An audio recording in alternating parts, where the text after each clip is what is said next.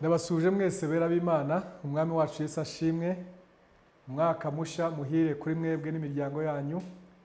Ndatekereza ko Uwiteka yabanye namwe. Mbahaye ikaze mu materaniro yacu yo kuri uyu munsi wo ku cyumweru, ngira ngo dusangire ijambo ry'Imana. Ndaka tubanze dusenge, dufatanye kumva icyo Imana idufitiye. Dusenge. Data mwiza, tugushimiye umunsi mwiza uduhaye n'amahirwe uduhaye kugira ngo twumve ijambo ryawe. Ndagusaba ngo imbaraga z'Umwuka Wera zibane nanjye giye kwigisha, kandi zinakingure amatwi y'umuntu wese wumva kugira ngo abashe kwakira guhishurirwa kw'ijambo ryawe. Ijambo ryarambwira ngo inyuguti zirica ariko Umwuka Wera atanga ubugingo. Ndagusabye ngo Umwuka Wera atanga ubuzima, atanga ubugingo mu buri jambo ryose rigiye kuvugwa, rihumekere, rigira imbaraga zizana impinduka mu buzima bwacu, ntidusigare uko twari tumeze. Bisabye mu izina rya Kristo umwami wacu, amen. Amen. Ndabahaye ikaze rero ari abakristu bene data muri Potter's Hand ndetse n'inshuti zacu mu gihugu hose ndetse no mu mahanga ku isi aho muherereye, ababasha gukurikirana ubutumwa bakoresheje ikorana buhanga. Ijambo ry'uyu munsi ntabwo riri kure y'insanganyamatsiko dufite y'uyu mwaka Imana yaduhaye. Insanganyamatsiko muzi kurimo amagambo atatu. Ijambo rya mbere ni iyerekwa ryagutse, ijambo rya kabiri ni ubuntu bwinshi, ijambo rya gatatu ni ugukurikirana umugambi w'Imana ku buzima bwawe, icyo twise purpose pursuit. Ayo magambo uko ari atatu niyo turimo kugenderaho, ariko uyu munsi ijambo ndi bwigishe rifitanye isano n'ijambo rya mbere, kugira iyerekwa ryagutse Imana ifitiye ubuzima bwawe. Kugira iyerekwa ryagutse Imana ifitiye ubuzima bwawe. Tugiye kwigira rero ku mugabo witwa Gideyoni mu gitabo cy'abacamanza ibice bitandatu.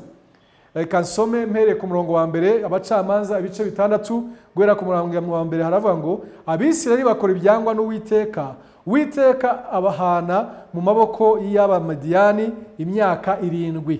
Nuko Abamediyani banesha Abisirayeli, batera Abisirayeli gushaka aho kwihisha mu bihanamanga byo mu misozi no mu mavumo no mu bihome. Kandi Abisirayeli barangizaga kubiba, Abamediyani bakazamuka n'Abameleki n'ab'iburasirazuba bakabatera, bakagandikayo, bagasiribanga imyaka yabo ukageza i Gaza. Ntibabasigire na ruminja, naho yaba intama cyangwa intama sore cyangwa inka cyangwa indogobe mu Bisirayeli. Bazamukaga n'amatungo yabo n'amahema yabo basa n'amarumbo y'inzige ubwabo, n'ingamiya zabo n'ibyagiraga umubare, bazanwaga no kurimbura icyo gihugu. Nuko Abisirayeli bariheba cyane ku bw'Abamediyani, baherako batakambira Uwiteka. Umurongo wa 7, icyo gihe wenda umurongo wa 11. Nuko marayika w'Uwiteka araza yicara munsi y'igiti cy'umwera cyari muri Efura kwa Yowasi w'Umubeyerezeri, umuhungu we Gideyoni yasekuraga ingano mu muvure bengeramo vino ngo azihishe Abamediyani. Umurongo wa 12, marayika w'Uwiteka aramubonekera aramubwira ati Uwiteka ari kumwe nawe, wa munyambaraga we, ugira ubutwari. Ndagira ngo rero aho ngaho twari dushingira twumva amagambo Uwiteka atubwira. Kubasha gutahura vision cyangwa iyereka ryagutse Imana ifitiye ubuzima bwawe. Gutahura iyerekwa ryagutse Imana ifitiye ubuzima bwawe. Kugira ngo ubashe gutahura iyerekwa ryagutse Imana ifitiye ubuzima bwawe, turaza kwigira muri iki gitabo cy'abacamanza ku buzima bwa Gideyoni na bene wabo. Kugira ngo tubonye yuko Abisirayeli bakoze ibyangwa n'Imana, bituma Imana ibahana mu maboko y'ababisha babo, barimo Abamediyani ndetse n'Abamaleki. Abo bose ngo bakaza, iyo Abisirayeli bahingaga ngo abanzi babo barazaga bakangiza imyaka yabo, n'ibyo bari bejeje bakabitwara, bagatwara n'amatungo yabo, ngo nibagisiga akantu na kamwe babasigira. Byatumye babakenesha, bituma bamererwa nabi. Abisirayeli bava amazu biyubakiye, bava mu macumbi yabo, bajya kuba mu mahanamanga, baba mu buvumo, baba mu bisozi, bihisha mu myobo abantu bagiraga iwabo. Baho ubwo buzima, biravuga ngo bariheba, bagira ahantu biheba burundu. ni muri ubwo buzima bihebeyemo niho umugabo witwa Gideyoni yatangiye no kugira ahantu ngo atangira gusekura ingano, ahura ingano akayisekurira cyangwa akayihurira mu muvure aho bengera vino. Ubundi ntabwo ariho ho gusekurira ingano, ariko ubwihebe bwatumye atangira no gukorera atagombye gukorera, atangira gusekurira vino aho bagombye kuba bengera, gusekurira ingano aho bagombye kuba bengera vino. Ari muri ubwo buzima bw'ubwihebe, Bibiliya ivuga ngo marayika w'Imana aza aramusanga, aho amusanze amubwira amagambo twumvise yamubwiye. Ndagira ngo ubwire ngo ibintu bitatu by'ingenzi niba tugiye gutahura iyerekwa rigari ry'ubuzima bwacu Imana idufitiye. Ibintu bitatu by'ingenzi, ijambo rya mbere ni ugutahura uw'Imana yakuremeye kuba we. Ni ugutahura uw'Imana yakuremeye kuba we. Iyo dusomye muri aba bacamanza, tugasoma muri igice cy'abacamanza cya 6, uraza kubona umugabo witwa Gideyoni. Mu buzima bwe na bene wabo baciyemo, baracitse intege, bagize ahantu batakaza ibyiringiro, na Gideyoni yisanga ari umuntu uhura ingano, arihurira mu muvure, yumva ibyo biramuhagije, ni akazi arimo gukora karamutunze, gatumye abona icyo kurya, arahurira mu muvure bengeramo vino, ariko arumva ntacyo bimutwaye, kuko ubuzima barimo niko bumeze, ni ubuzima bubabaje, ni ubuzima bwabayobeye uko babigenza. Ariko ikintu gitangaje, marayika w'Imana aje ngo asange Gideyoni, ntabwo yamwise ngo wamuhuzi w'ingano we, oya, ahubwo yaramubwiye, umva aya magambo kuntu marayika w'Imana yamubwiye, murongo wa 12. Marayika w'Uwiteka aramubonekera aramubwira ati, Uwiteka ari kumwe nawe, wa munyembaraga we, ugira ubutwari. Imana irebye Gideyoni imubonamo kuba umunyembaraga, imubonamo kuba intwari, nyamara afite ubwoba, ahubwo arimo arahurira ingano mu muvure ngo kubera ubwoba bwo gutinya Abamediyani. Ndagira ngo ubwire ngo hari igihe imibereho igenda ikatubrandinga cyangwa ikaduha ishusho, imibereho ikatudefinisa, ugasanga wiyita uko imibereho yakugize, wibona uko imibereho yakugize, ukaba ari uko bikakumanura bikakugeza kuri urwo rwego. Iyerekwa ryawe rikamanuka, uko umuhuzi w'ingano rikaba ari ryo yerekwa ufite. Iyaba uyu munsi nagiraga byibuze imifuka 2 y'ingano, ukaba ariko wibona umuhuzi, ukaba wumva wanakoreraho ubuzima bukoreraho ngaho mu guhura ingano, ukaba uribonamo nk'umunyabwoba kubera ko urara mu myobo, urara mu buvumo kubera gutinya Abamediyani. Ntabwo ukiba mu rugo iwanyu, uba mu misozi kubera umunyabwoba, ukibona mu munyabwoba, umuhuzi w'ingano, ugatangira kugira za definisiyo nyinshi ku buzima bwawe zitewe n'imibereho ubayemo. Inshuti y'Imana, niba tugiye gutahura abo Imana yaturemeye kuba bo, ni byiza kumenya ngo ese ndaza kureba ku mibereho yanjye cyangwa se ndaza kumva uko Imana inyita. Imana inyita ite? Inyita umuhuzi w'ingano, inyita umunyabwoba, inyita hopeless, uwabuze ibyiringiro, kuko ngo bari bageze aho babura ibyiringiro nyuma y'imyaka 7 barayogojwe n'ababisha babo. Ariko amazingly, ikintu gitangaje, Imana yije ikagusanga, ntikwita uko wibona, ntikwita uko imibereho yakugize, ntikwita uko abantu bakwita, ntikwita uko abantu bakubona, ikwita uko yo ikubona, umugambi igufitiye, iyerekwa igufiteho. Imana yacu ishimwe cyane. Umuntu wagombye kuba ari umugenero ugiye gukiza ubwoko bwa Isirayeli bwose, afite ubwoba, aribona ukundi ni umuhuzi w'ingano. Ndagira ngo uze kumva ahangaha kuntu Bibiliya ivuga. Kasohe ku murongo wa 12. Marayika w'Uwiteka aramubonekera aramubwira ati, Uwiteka ari kumwe nawe, wa munyembaraga we, ugira ubutwari. Gideyoni aramusubiza ati, Mutware, niba Uwiteka ari kumwe natwe, niki gituma ibyo byose bitubaho? N'imirimo ye yose itangaza irihe? Iyo basogokuruza batubwiye ngo Uwiteka ni wadukuye muri Egiputa, ariko none Uwiteka yaradutaye, yatugabije Abamediyani. Inshuti z'Imana, ahangaha Gideyoni Uwiteka aramuvuga uko ari intwari, ari umunyembaraga, aramubonamo a warrior, aramubonamo umugenerali, ugomba kuba ariwe muntu ugiye gukiza ubwoko, ugiye kuba ari umuntu ugiye kuyobora urugamba, ugiye kuba umuyobozi w'ubwoko bwe. Ariko ntabwo ariko yibona. N'Imana imubwiye ngo wa munyembaraga we, aranabishidikanya. Hari aho wari wagira mu buzima bwawe ukumva imibereho yarakudefinishije ku buryo hari icyo Imana yakuvugaho kugira ngo wenda iribeshe, ukumva ntabwo ari wowe barimo kuvuga, si wowe. Hari undi muntu Imana yakabaye ivuga utari wowe. Ahangaha niho Gideon yari ahageze. Imibereho yaramudefinishije ku buryo yumva ko abandi baramubeshera, ntabwo ari we umunyembaraga, ntabwo ari we Uwiteka ari kumwe nawe. Wowe ni iki bakwita ukumva barakubesha? Kuva ati oya, ntabwo ari jyewe nibavuga ibindi.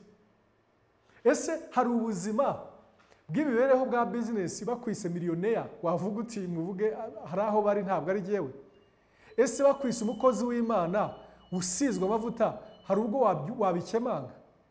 Ese bakubwiye ngo uri wababariwe n'Imana, uri icyaremwe gishya, wumva wanabikemanga ukabyibaza? Ese bavuze ngo uri intwari mu bwami bw'Imana, ese wumva hari abandi? Ese bagwamagaye ngo anointed man of God cyangwa umukozi w'Imana usizwe amavuta, wumva hari undi baba bavuze? Niki kuri we bavuga ukumva si wowe? Probably hari undi muntu bashobora kuba bari mu kuvuga. Aho niho Gideon nawe bamusanze bamubwira aho ngaho. Marayika w'Imana araza aramusanga. Yaje ntabwo yamubwiye ngo wamuhuzi w'ingano we, ntabwo yamubwiye ngo wamunyabwoba we, yamuhamagaye uko we amubona. Uko amubona, ibyo yamushizemo, ubushobozi bumurimo. Ntiyitaye ku hantu yari yihishe. Gideon yari yihishe mu guhura cyangwa se mu gusekura ingano, kandi byari ibintu yumva ntacyo bitwaye. Ni akazi akora kamuha icyo kurya, gashobora kumutungira umugore n'abana, akabona burije burakeye, bukongera bugacya, akumva biramuhagije, biramutunze, ntacyo bibutwaye. Imana ngo ihamusange binyuze muri marayika wayo, iramubwira ngo Gideon wa munyembaraga we, haguruka. Inshuti z'Imana, hari byinshi natwe tujya twihishamo, hari ibintu bitandukanye twihishamo tukumva biraduhagije. Ushobora kwihisha inyuma y'akazi kawe, ushobora kwihisha inyuma y'imirimo yawe, ushobora kwihisha inyuma y'utuntu urimo gukora, ukumva turaguhagije. Ariko Imana yakubona ikakubonamo ibintu bikomeye cyane wakabaye ibyo urimo gukora, ariko wibereye mu ngano, wabuze uburyo, wacitse intege, watakaje icyerekezo, wumva nta kibazo, wirarira mu buvumo, ariko ukavuga uti mfa kuba muri ibyo kurya birahagije. Ni ibiki wowe wihishemo biguhisha umuhamagaro nyawo, biguhishe vision nyayo y'iby'Imana igushakaho? Ni byiza rero nshuti z'Imana yuko tumenya ngo Imana yo ntabwo itubona uko twibona, ntabwo itubona uko imibereho yatugize, ntabwo itubona uko ibiduhiga bimaze kutugira ngo turi abanyabwoba, turara mu buvumo, turara mu myobo, tuhura ingano, ngo twumve. Ariko Imana itubona wa munyembaraga we Gideon, w'intwari, Uwiteka ari kumwe nawe.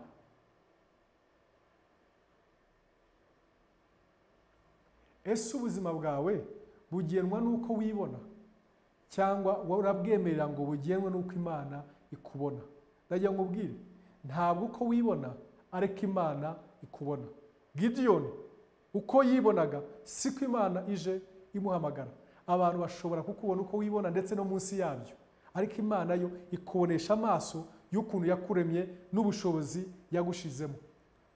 Tahura icyo Imana yakuremeye kuba cyo, uba ari cyo ugenderamo.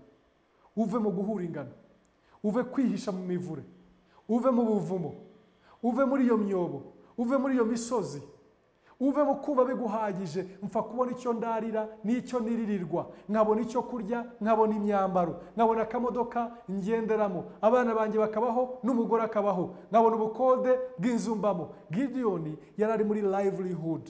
Ntabwo Imana vision ifitiye ubuzima bwacu ari ukwibonera ko kurya, nako kunywa, nako kwambara, n'akamodoka ko kugendamo, n'akazi ko guturamo, twarangiza tukipfira.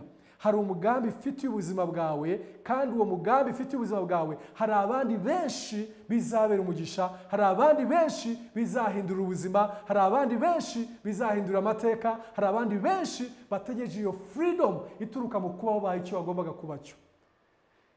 Gideon yagombaga kwemerera Imana kugira ngo idefinise uwo yagombaga kuba we, uwo yamuremeye kuba we, akava mu kuba umuhuzi w'ingano, akava mu kuba kwihisha muri ubwo buvumo, agahinduka icyo Imana yamuhamagariye kuba cyo. Imana idufashe twese mu masengesho dusenga, Imana iduhishurire mu kuba abo turi bo, abo twahamagariwe kuba bo. Ikintu cya kabiri cy'ingenzi mu gihe ugiye gutahura umuhamagaro cyangwa se iyerekwa, mu gihe ugiye gutahura iyerekwa Imana ifitiye ubuzima bwawe, ikintu cya kabiri ni ukuza guhitamo ibyo ugomba kumara igihe ukora. Urahitamo ibyo ushoramo igihe cyawe, ibikorwa ugiye kujyamo. Ugomba guhitamo ibyo ugiye gukora n'ibyo utagiye gukora. Iyo dusomye ku bice 6 umurongo wa 13 hano muri Bacamanza, Bibiliya avuga ngo Gideon aramusubiza ati, mutware, niba Uwiteka ari kumwe natwe, niki gituma ibyo byose bitubaho n'imirimo ye yose itangaza irihe? Iyo basogokuruza batubwiye ngo Uwiteka niwe wadukuye muri Egiputa, ariko noneho Uwiteka yaradutaye, yatugabije abamediyani. Murongo wa 14, nuko Uwiteka aramwitegereza aramubwira ati, genda uko izo mbaraga zawe zingana, ukize Abayisiraheli amaboko y'abamediyani, sijya ugutumye? Ndagira ngo ubwire, niba ugiye gutahura iyerekwa Imana ifitiye ubuzima bwawe ryagutse, rigari, ritanga no kubona, ringana uko Imana ibona, uraza guhitamo ibintu ugiye gukora, uraza guhitamo ibikorwa ugiye gukora. Ahangaha uyu mugabo witwa Gideon yari umwanya we wose, dore akazi yakoraga, yahuraga ingano, akahurira ingano mu muvure bengeramo vino, bikamugira busy, akumva ni akazi akora kuva mu gitondo akajya nimugoroba, akagira ibyo acyura ari bugaburira abana, madamu ari burye, bakumva barishimye babayeho. Imana ije kumuhindurira umurimo, ije kumuhindurira ibikorwa, ije kumuhindurira ibyo yakoraga, ije kumuhindurira occupation ya mbere, umuhuzi w'ingano. None yamubwira ngo umva Gideon, umurongo wa 14, nuko Uwiteka aramwitegereza aramubwira ati, genda uko izo mbaraga zawe zingana, ukize Abayisiraheli amaboko y'abamediyani, sijya ugutumye? Imana iramubwira ngo Gideon, Bibiliya tubwira ngo yabaje kumwitegereza. Imana ishimwe ko yabaje kumwitegereza kugira ngo atagira ngo Imana yamwibesheho, yari kuvuga ngo wenda ntiyambonye neza, yanyitiranyije n'undi. Yavuga ngo aramwitegereza, ngo amaze kumwitegereza aramubwira ngo Gideon, genda muri izo mbaraga zawe uko zingana, ukize ubwoko bwa Isiraheli abamediyani, sijya ugutumye? Na umugabo wari usanzwe business ye yibera mu guhura ingano, yibera mu gusekura ingano, Imana iri kumubwira ibintu agiye gukora. Nawe ari wowe umenyereye guhura ingano, Imana irimo irakubwira kujya gukora ibintu binini. Urahura ingano yo gushaka icyo kurya, wowe uri burye n'abana bawe n'umugore, none Imana irakubwira gukiza igihugu cyose. Ibyo bintu urabona bihurira hehe? Ndagira ngo ubwire ngo iyerekwa wibonaho niyerekwa Imana ikubonaho biratandukanye. Iramubwira iti, haguruka ugende, irimo kumuha ibintu agiye gukora. Akenshi Imana itubwiye ibyo gukora, yitangiye kutwereka ibyo ishaka ko dukora, ibanza kutwereka ibintu tubona by'ibibazo bituzengurutse. Niyo mpamvu uza gusanga Imana imubwiye ngo Uwiteka ari kumwe nawe. Gideon yavuga ngo sorry, marayika w'Imana, banza uretse mutware, banza ureke gatoya. Uravuze ngo Imana iri kumwe natwe. Iza kuba iri kumwe natwe, ibi nibi byakabaye bitubaho. Twakabaye turara mu buvumo kandi twari dufite amazu yacu, twakabaye turara mu bihanamanga dufite mu rugo iwacu, twakabaye twihisha mu myobo no mu misozi, duhora twirukanka duhunga, ibyo twejeje babitwara, ibyo twejeje tutabirya. Iyo Mana yabiri he? Impamvu Gideon yabashaga kubona ibyo byose, Imana ashaka kugira ngo imutere umutwaro wo kumva ko hari icyo yabikoraho. Kenshi ibintu ubona ukumva ntubyishimiye, hari icyo Imana ibishaka ko ukoraho. Imana iba yifuza ko hari icyo ubikoraho. niba iki bibreaking umutima wawe bikuvuna uhora ubona ko bidatunganye ukabibona. Abantu benshi bagiye bava mu nsengero iyo babonye nizi zihari bakavuga ngo bari abantu ntago bakora ibi nibi ntibakira neza abantu. Aharaho ni wowe Gideon wagomye ko ari ugiye kwakira abantu ariko ntubushaka kubikora. Bari abantu ntabwo bagira ministeri yo kwigisha abana neza, wenda niwe wakagiye kwigisha abana ariko ntushaka kubikora. Igihe cyose hari ibindi twihishemo, hari imivure turimo turahura ingano, Imana ibona ko hari ibibazo twakabaye dusubiza, ibanza kumwereka ibyo. Ariko impamvu kenshi tudashaka kujya mu by'Imana twereka hari needs, hari ibikeneye gukorwa, dore ukuntu twibaza. Tuba twumva yuko ntabwo mfite imbaraga zihagije zo kujya gukora iby'Imana ishaka ko nkora. Uba wumva utegereje amikoro ahagije, utegereje ubushobozi buhagije, igihe buzagwira, amafaranga igihe azagwira, igihe uzagira umwanya uhagije, igihe uzagira amashuri ahagije kugira ngo ubashe kugira ibyo ukora bigaragara. Kenshi naho ngaho tuba turi. Ariko ikintu gitangaje, Imana ntabwo itegereza ngo uzabanze ugwize imbaraga, uzabanze ugire amashuri ahagije, uzabanze ugire ubumenyi buhagije, uzabanze ugire amafaranga ahagije kugira ngo ubashe kugira icyo ukora cyakiza, cyagira umumaro abandi. Imana iravuga ngo genda muri izo mbaraga zawe. Murongo wa 14, nuko Uwiteka aramwitegereza aramubwira ati genda uko izo mbaraga zawe zingana ukiza Abayisiraheli amaboko y'Abamediyani, sijya ugutumye. Akenshi turatategereje. Hari ibintu Imana ikwereka nk'ubu ngubu Potazi Hande, Imana niwo mwaka tugiye kubaka urusengero rw'amafaranga menshi. Ariko Imana ishobora kubikubwira ngo gira icyo ubikoraho, ukumva urategereje umunsi uzabona bonasi, umunsi uzabona akazi keza gahemba menshi, umunsi uzabona ikiraka gikomeye, umunsi uzayagwa gitumo, umunsi uzayatombora, hari icyo uzakora. Nyamara Imana yakubwira ngo koresha ubushobozi ufite uyu munsi, sijya ugutumye. Koresha. Ntabwo Imana itegereje ikindi gihe iravuga ngo genda muri izo mbaraga zawe, koresha uburyo ufite, koresha ubushobozi ufite. Hari nabo bazakorera Imana umunsi bazaba baramaze kwiga amashuri ya teoloji, bumva neza iby'iyobokamana, bakazakorera Imana. Abandi arumva icyo agomba gukora, namara kwegeranya amafaranga ahagije aribwo azagikora, ubwo azagira amashuri ahagije aribwo azagikora. Hari ibyo Imana ikubwira ngo genda muri izo mbaraga zawe. Igihe uhora wumva hari ibintu ugikeneye, hari ibintu ukeneye, hari ibintu ukeneye, iby'Imana igushakaho, hera muri izo mbaraga zawe. Ntukeneye gutekereza umunsi uzagira ibihagije byo gukora icyo Imana igushakaho. Ibwira Gideon ngo haguruka muri izo mbaraga zawe, genda muri izo mbaraga zawe, sijya ugutumye. Wari uzi ko abantu bose Imana yagiye gutuma yashatse ngo bagene mu mbaraga zabo, ariko bakabigiraho ubwoba, bakumva wenda ntabwo ari njyewe, ntabwo ari kino gihe, sibwo nakabigiyemo. Imana yagategereje nkabanza nkitegura neza. Hari n'abandi bagitegereza akavuga ngo ngiye kubanza nubaka amazu, ngura amasambu, niteganyirize nzabone gukora iby'Imana ishakaho, nzakorera Imana nta kibazo mfite. Imana iravuga ngo haguruka muri izo mbaraga zawe, sijya ugutumye. Ivuze ngo sijya ugutumye ni kuvuga ngo tuzagendana, uzakoresha ubushobozi bwanjye si ubwawe gusa, ariko reka Imana idufashe.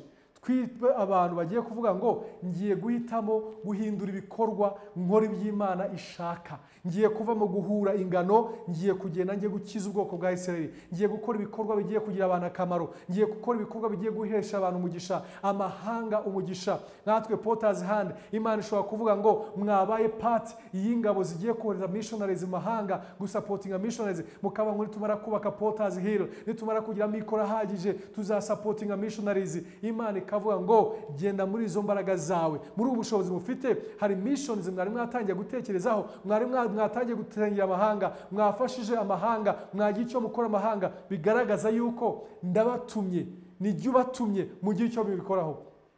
Wowe wiyumva ute? Ntabwo ujya kenshi ujya wumva udafite ibihagije byatuma ukora iby'Imana ishaka gukora. Hitamo gukora iby'Imana ishaka gukora. Imana nikubwira ngo va mu muvure, va mu guhura ingano, bikore, tinyuka, tera iyo ntambwe, uhindure activity, uhindure ibikorwa, winjire mu bikorwa Imana igushaka. Hitamo gutangira gukora iby'Imana iguhamagarira gukora. Ikintu cya gatatu, hitamo ubushobozi ugiye gukoresha. hitamo ubushobozi ugiye kwishingikirizaho no gukoresha.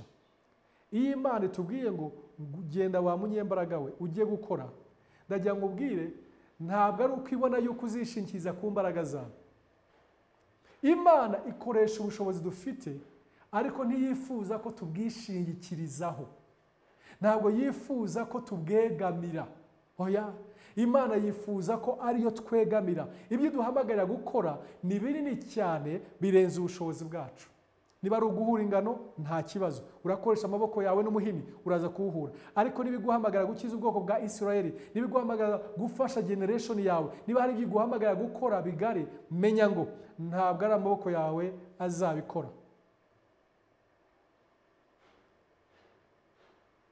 Niwishingikiza ku maboko yawe uzabona ari ugiye gukoresha. Ariko nuhitamo kwiringira Uwiteka, Uwiteka azakoresha n'intege nke zawe, azakoresha n'intege nke zawe. Mu by'ukuri Imana ubushobozi bwacu irabukoresha iyo tubishize mu biganza byayo. Iyo dusomye hano mu gitabo cy'Abacamanza ibice 7 umurongo wa 2 uraza kumva ukuntu birivuga.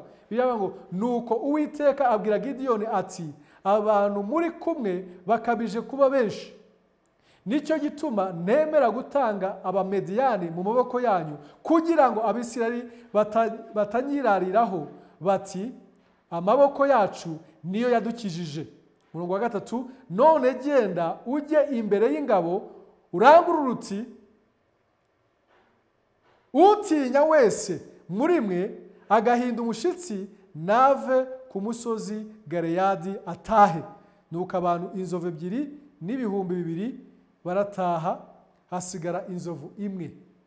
Uwiteka aherako abwira Gideyoni ati, abantu baracyakabije kuba benshi, manuka nabo mujye ku mugezi mbakugeragerezeyo. Nuko uwo ndi bukubwire ko ari we mujyana aba ari we mujyana, kandi uwo ndi bukubwire ntimujyane ntagende. Nuko amanukana nabo bantu bajya ku mugezi. Uwiteka abwira Gideyoni ati, umuntu wese uri bujabagize amazi ururimi nk'imbwa umushire ukwe, kandi uri bunywe apfukamye umushire ukwe. Umubare w'abanywesheje amashi uba 300, ariko abandi bose banyoye bapfukamye. Uwiteka abwira Gideyoni ati, abantu 300 banywesheje amashi nibo nzabakirisha, kuko mugabije Abamediyani. Nuko abandi bose nibasubire iwabo. Abo 300 benda impamba za bagenzi babo n'amakondera, maze Gideyoni yohereza Abisirayeli bandi bose mu mahema yabo, ariko we arasigarana nabo 300, kandi urugerero rw'Abisirayeli rwari hepfo ye mu kibaya. Muri iki cyanditswe dusomye ahangaha mu Bacamanza ibice 7 aha twarimo gusoma, uraza kubona yuko Imana igiye gukoresha umugabo witwa Gideyoni gukora imirimo ikomeye. Yanze yuko Abaisirayeli bagiye kumva yuko ari imbaraga zabo zabahesheje intsinzi. None ikintu yakoze, ibagabanyiriza umubare. Abantu bari 32,000, umunsi wa mbere ibagerageza ikuraho 22,000, basigara ari 10,000. Ngira ngo bavuga inzovu bishobora kugucanga, kabivuge mu rurimi wumva. Bamaze gusigara ari 10,000, nabirabagabanya isigaza abantu 300 gusa. Ibyo byose byaguca intege, basigara abantu bakeya. Iravuga ngo nimba reka muri benshi muzavuga yuko ari amaboko yanyu yabakijije. Irabagabanya bihagije. Mu kubagabanya rero, ikintu tubona aha ngaha nuko Imana yahisemo gukoresha umubare muto cyane kugira ngo yo yiheshe icyubahiro. Yo yiheshe icyubahiro.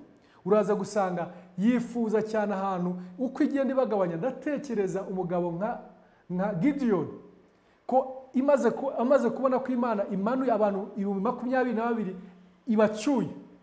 22,000 ibacyuye. Yaravuze ati, nsigaranye 10,000 koko. n'ibihumbi 10 nabyo irabigabanya, isigara abantu 300.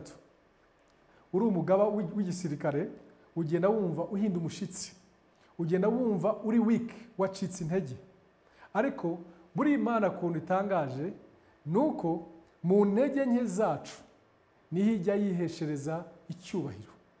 Ikunda gukoresha ibintu bisa nkaho mu maso y'abantu bisuzuguritse, mu maso y'abantu bisa nkaho atari byo bigaragara ko bishoboye. Aho ngaho Imana ijya ihisheshereza icyubahiro. Usibye no kumanura umubare w'abantu bakajya kuri 300, ugiye ugasoma ibintu bagiye kurwanisha, bajyanye amatoroshi, bajyana n'izabya, nibyo bintu bagiye babimenagura, kubimena babimena abanzi babo bagahunga. Ibintu umusirikare atamenyereye kumva urugamba rurwanwa gutyo. Ariko ibyo byose Imana yabikoze kugira ngo yiheshe icyubahiro. Imana yacu ni Imana ifata ibintu bisa nkaho bidashoboye, bisa nkaho bituzuye, bisa nkaho bidakomeye, ikabikoresha ibitangaza kugira ngo yo yiheshe icyubahiro. Rero nuba Imana igiye gukoresha ibikomeye, ntuzatekereje ngo nuko ukomeye. Uzumve ko ari uko Imana ikomeye ishaka kunyuza muri wowe gukomera kwayo kugira ngo yiheshe icyubahiro. Aha Gideyoni rero muraza kubona yuko Imana ikoresheje umubare muke wabo kugira ngo irusheho kunesha urugamba. Uraza gusanga yuko banesheje urugamba bagatsinda abisha babo bari umubare munini kandi bo ari bakeya cyane. Banakoresheje intwaro za sekwa. Reka wenda tuhasome ugende wumva ku murongo wa 19. Nuko Gideyoni n'abantu 100 bari kumwe bagera mu ngabo za mbere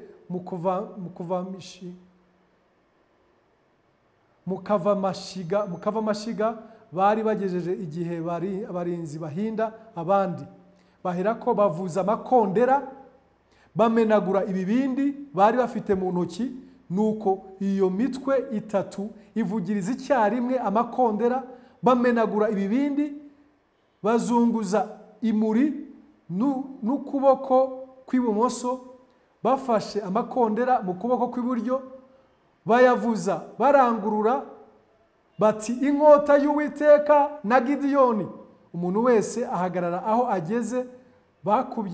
Bakubye urugerero rw'Abamediyani, ingabo zabo zose zicikamo igikuba, ziravurungana zirahunga.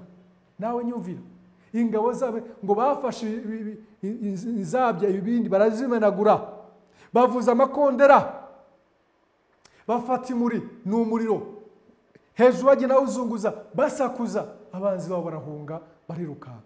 Icyatumye abanzi babo bahunga bakiruka n'iki? Kankubwire, izo ni imbaraga z'Imana. Niza mbaraga z'Imana zatumye ababembe 4 bajya mu nkambi y'Abasiriya. Mu gihe bari mu nzira bagenda, Imana igatuma Abasiriya bumva yuko ari ingabo nyinshi zibateye kandi ari ababembe 4. Hari imbaraga z'Imana zamplifiya, zirangurura intege nke zacu zikaba imbaraga, zigakora ibintu bidasanzwe bikomeye. Na ba Gideyoni mu ntege nke, mu mare mukeya, mu bikoresho bikeya bisuzuguritse, imbaraga z'Imana zirahagaragarira. Niyo mpamvu nusoma muri Bibiliya uza gusanga muri Samweli wa mbere 17 igihe Dawidi yajyaga gutsinda Goliyati, Bibiliya tubwira ngo atoragura amabuye, na Goliyati amubonye aramuseka, aramubwira ngo wanyisimbwa, uraza n'ibuye nta soni kutera jyewe igihangange. Akana kaje gasuzuguritse, kaje koroheje, kaje ari gatoya, kaje kadafite experience y'intambara, kaje gafite amabuye 5, ariko ibisuzuguritse Imana ijya ibikoresha ibidasanzwe, ibikomeye. Nuza gusoma mu gitabo cya Yohana, uraza gusanga nako muri Yohana ibice 6, uraza gusanga ku murongo w'9 n'umurongo wa 11, uraza gusanga aho Yesu Kristo ashaka kugaburira abantu 5,000, akabaza abantu bahari ibyo bafite, bakavuga ngo wapi, afata imitsima mike, abafi 2 n'imigati 5 gusa, kandi agiye kugaburira abantu 5,000. Ibyo abantu bumva ko bitashobora gukora, Yesu arabifata arashimira, arabimagnifyinga, arabyamplifyinga, agaburira abantu 5,000. Nibyo uza gusanga naha ngaha muri abacamanza, uraza gusanga ibyo Imana yakoresheje ari ibintu bisuzuguritse. iyo tuvuze a grand vision ntutekereze ko ari ugiye kuba ari igitangaza, oya, ahubwo ni ukwishingikiriza ku bushobozi, imbaraga z'Imana nyinshi zitagira akagero, yo ibasha gukora ibitarondoreka, ifata ibyari bisuzuguritse ikabikoresha ibintu bidasanzwe. Ni nayo mpamvu uzisanga yuko Uwiteka Imana akomeza akanabivuga mu ijambo rye.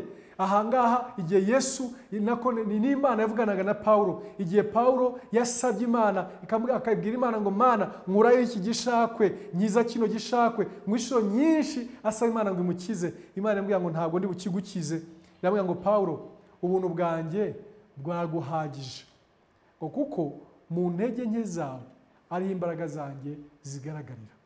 Kenshi Imana ikunda gukoresha ibisa nkaho bidahagije. Iyo Imana ijya gukora ibintu bikomeye, igiye kugutangariza muri iyo grand vision, muri ibyo bintu bikomeye igiye gusohoresha ubuzima bwawe, dore ibintu bitanu. Nyuma ya bya bindi bitatu noneho umva ibi bintu bitanu vuba nihuse uza kugenda ubona bizaba impamo mu buzima bwawe. Icya mbere nuko Imana igenda ikagabanya ubushobozi cyangwa se imbaraga zawe, kugira ngo mu kugabanuka kwabyo irusheho kwihesha icyubahiro. Ibyo ikwereka ugiye gukora wakwireba n'ubushobozi bwawe ugasanga nta mahuriro. Imana iragenda ikagabanya ubushobozi bwawe, igabanya imibare y'abasirikare ba Gideyoni, kugira ngo nibatsinda urugamba imbaraga z'Imana zihagaragarire. Icya kabiri, Imana irushaho kugira kurangurura cyangwa se kumagnifyinga. Imana irushaho kugira ikibazo cyawe kigasa nkaho cyabaye kinini, icyifuzo cyawe kigasa nkaho cyabaye kinini cyane. Uzi impamvu ishobora gufata icyifuzo cyawe ikakijya kinini cyane? Ni ukugira ngo urusheho kuyishingikirizaho. Nk'ubu ngubu ndimo kureba Imana nicyo gihe iduhesheje nk'itorero, iduhaye otobatiri yo kubaka mu gihe cya COVID, mu gihe ibintu bidasa nkaho bimeze neza, the need is magnified. Ariko uzi impamvu ni ukugira ngo turusheho kuyiringira, tuvuge ngo iriya nyubako izubakwa n'Imana, ni ubushobozi bw'Imana. Nawe ushobora kugera ahantu ibyo ikubwiye gukora wanireba ugasanga needs cyangwa ibyifuzo ni byinshi cyane, ibyo ukeneye ni byinshi cyane. Uzi impamvu ni ukugira ngo urusheho kuyiyegamira. Farawo wawe ni munini, n'ibibazo ni binini cyane, urusheho kuyegamira.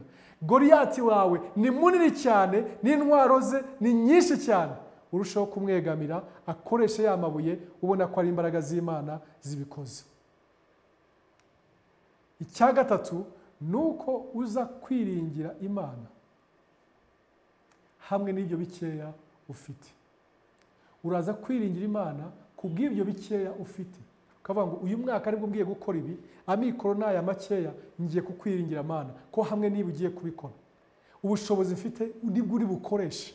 Hari bamwe bagitegereje ngo umunsi nzamara kwiga za teoloji nkiga mu ishuri rya Bibiliya nzakorera Imana neza. Hari abakivuga ngo umunsi nzabanza nkagira amafaranga ahagije nibwo nzabasha gusapotinga. N'ubu iyo tuvuze bikorwa nko gufasha, hari abantu Imana kubwira gufasha cyangwa se gushikira umushinga cyangwa kubaka urusengero, ukavuga ngo umunsi nzabona bonus ihagije, umunsi nzabona amafaranga atubutse, umunsi nzayatombora nibwo nzabasha gukora ibintu bikomeye. Imana ikavuga ngo genda muri izo mbaraga zawe, koresha ubwo bushobozi, nyiringira, nyizera hamwe n'ibyo ufite, tangira kugira icyo ukora uze kubona ubushobozi bwanjye. Iringira Imana hamwe n'ibyo ufite, wumve ko Imana yabikoresha. Kandi kiri bukurikiye ni iki ngiki. Cya kane nuko Imana iza gukoresha utwo dukeya ufite ikora ibitangaza bidasanzwe. Kubera iki se? Nuko intege nke zacu, mu ntege nke zacu, mu buke bwacu, mu kudashobora kwacu, bitwegereza Imana, bituma twiringira Imana kurushaho, bituma twishingikiriza ku Mana. Nyamara imbaraga zacu zituma twirata, zituma twibona, zituma twirarira, tukumva ari twe turimo kubikora. Niyo mpamvu Imana inezezwa n'intege nke zacu, kuko muri zo icyubahiro cyose kibi cyayo. Bitwigisha kuyiringira, bitwigisha kuyishingikirizaho, tukanavana n'ubuhamya buvuga ngo ni Imana yabidukoreye, ntabwo ari twebwe. Niyo mpamvu yabwiye Paulo ngo mu ntege nke zawe niho imbaraga zanjye zigaragarira. Inshuti z'Imana, muri iyo grand vision wishingikirize ku Uwiteka, ubone ko Imana iza kubikora. Icya gatanu kiba nuko Imana isohoza ibyo ishaka gukora binyuze muri twebwe.